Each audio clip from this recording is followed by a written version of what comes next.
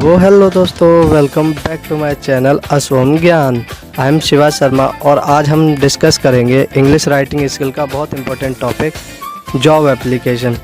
Job application letter हमारे paper में 5 marks का आएगा और आज मैं आपको एक ऐसा फॉर्मेट बताऊंगा जो बहुत इजी होगा और हर टाइप के क्वेश्चन में रख सकते हैं आप, चाहे वो फिर किसी भी पोस्ट के लिए हो।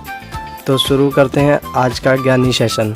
पहले आप लिखेंगे सेंडर एड्रेस। ये आपको क्वेश्चन में दिया होगा और अगर नहीं दिया होगा तो आप अपनी तरफ से भी लिख सकते हैं। अभी हमने एक मान लिया है कि ये एड्रेस है भेजने वाले का, जैसे B94 बालीमेला रोड और मलकानगिरी। तो ये हो गया सेंडर का जो भेज रहा है लेटर को, ठीक है। अगला हो गया डेट। डेट आप जो जिस दिन पेपर लिखोगे वो वाली डाल सकते हो, ठीक है। तो ये डेट हो गई। उसके बाद आप जिसको भेज रहे हो उसकी पोस्ट वो आपको क्वेश्चन में दी होगी और जिस कंपनी का है उस कंपनी का वो नाम।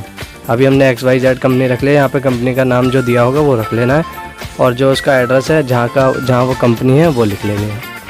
तो ये हो जाएगा रिसीवर्स डेसिग्नेशन एंड एड्रेस। तो हमारे 3 ये हो गए। इसके बाद चलते हैं सब्जेक्ट की ओर। सब्जेक्ट में आप लिखेंगे, ये कॉमन लाइन लिखनी है आपको हर टाइप की, किसी भी पोस्ट हो। Applying for the post of dash. Dash में आप वो लिख देंगे जो आपको क्वेश्चन में दी होगी पोस्ट, उस पोस्ट को आप लिख देंगे, ठीक है। तो यहाँ तक तो आपका पूरा सेम रहेगा हर बार। इसके बाद बढ़ते हैं अगली। इसके बाद लिखेंगे आप सर। उसके बाद आपको ये फॉर्मेट, किसी भी टाइप का क्वेश्चन आ जाए सब में यही फॉर्मेट चलेगा। आपको हर जगह ये फॉर्मेट लिख सकते हो, आपको पूरे मार्क्स मिलेंगे, कहीं नंबर नहीं कटेगा। In response to your advertisement in the newspaper का नाम जो दिया होगा वो न्यूज़पेपर का नाम रखना है। फिर उसके बाद डेटेड, जो भी डेट होगी, डेट याद रखना कि जो आपने ऊपर डेट लिखी है उससे थोड़े दिन पहले की डेट होनी चाहिए यहाँ पर, ठीक है। तो उसके बाद डेट के बाद I have come to know that a post of dash is lying vacant in your company. तो यहाँ डैश वो है जहाँ पर जो भी पोस्ट होगी, जैसे मान लो कोई CA की पोस्ट लिखी हो तो आप यहाँ पर CA लिख देंगे। जो भी पोस्ट क्वेश्चन में दी होगी वो आप लिख देंगे यहाँ पर, ठीक है। तो बढ़ते हैं इसके बाद आगे। अ post of dash is lying vacant in your company. इसका मतलब हो गया कि मुझे पता चला है कि आपकी कंपनी में ये CA की पोस्ट खाली है। I would like to apply for this post as I fulfil all the required qualification and experience you need.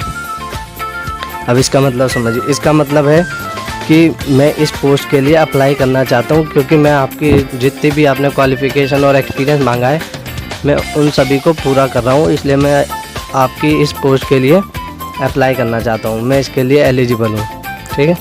तो आगे बढ़ते हैं। एक लाइन छोड़कर फिर लिखेंगे I assures you that I will discharge my duty honestly and with punctuality. मैं आपको भरोसा दिलाता हूँ कि मैं अपनी जो ड्यूटी है उसे बिल्कुल करूँगा, पंक्चुअलिटी के साथ करूँगा। I can come on any date as per your convenience. इसका मतलब हो गया I can come on any date. यहाँ पे एक चीज़ और लिख लेना, for an interview. For an interview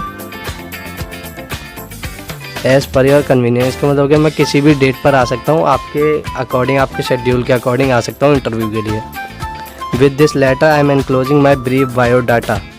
इसका मतलब क्या हुआ? इसका मतलब ये हो गया कि मैं इस लेटर के साथ अपना बायोडाटा, ठीक है। फिर एक लाइन छोड़कर लिख देंगे योर्स ट्रूली और अपना नाम जो भी दिया होगा, ठीक है। फिर अगले वहाँ से स्टार्ट करेंगे बायोडाटा। तो बायोडाटा में आपको क्या क्या लिखना है मैं भी आपको बताता हूँ, एक सेकेंड। हाँ, तो शुरू करते हैं बायोडाटा।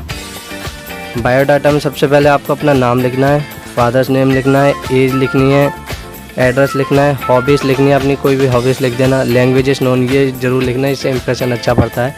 लैंग्वेजेस नोन में आप हिंदी, इंग्लिश और एक आध कोई जो भी हो वो आप लिख सकते हो। अपना कॉन्टैक्ट नंबर, नेशनलिटी, ठीक है। इसके बाद आपको लिखना है एजुकेशन एंड एक्सपीरियंस।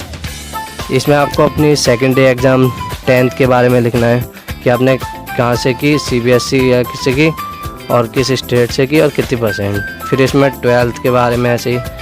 फिर इसमें ग्रेजुएशन, फिर इसमें पोस्ट ग्रेजुएशन, पोस्ट के हिसाब से आप लिख देना जैसी भी पोस्ट हो।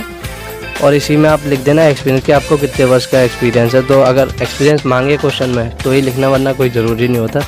और इसे आप बॉक्स में बंद कर दोगे तो ये और ज़्यादा इम्प्रेसिव लगेगा, ठीक है। उसके बाद आप लिखना है सैलरी। सैलरी में आप लिख देना नेगोशिएबल, कि इसका मतलब हो गया कि हम बातचीत से इसे कर सकते हैं, कोई दिक्कत नहीं है इसमें। रेफरेंसेस में कोई 2 नाम लिख देना जिनसे पता लग सके कि हाँ ये इंसान कैसा है। रेफरेंसेस का मतलब हो जाता है, जैसे एक लिख दो मिस्टर राकेश कुमार प्रिंसिपल आपके स्कूल, जिनसे वो कंपनी का मैनेजर पता लगा सके कि आप कैसे थे। और एक लिख देना किसी पुरानी कंपनी जिसमें आपने काम किया उसके किसी एम्प्लॉय का नाम, जिससे वो पता लगा सके कि आप कैसे हो वर्किंग में। तो यही था आज का job application letter. I hope आपको अच्छा लगा होगा। लाइक करें वीडियो को, सब्सक्राइब करें चैनल को और शेयर करें ज़्यादा से ज़्यादा अपने दोस्तों तक, ताकि ये इन्फॉर्मेटिव वीडियो पहुंचती रहे सब तक। और सब्सक्राइब करें मेरा चैनल ताकि आप तक ऐसी इन्फॉर्मेशन वाली वीडियो पहुंचती रहे। Thank you.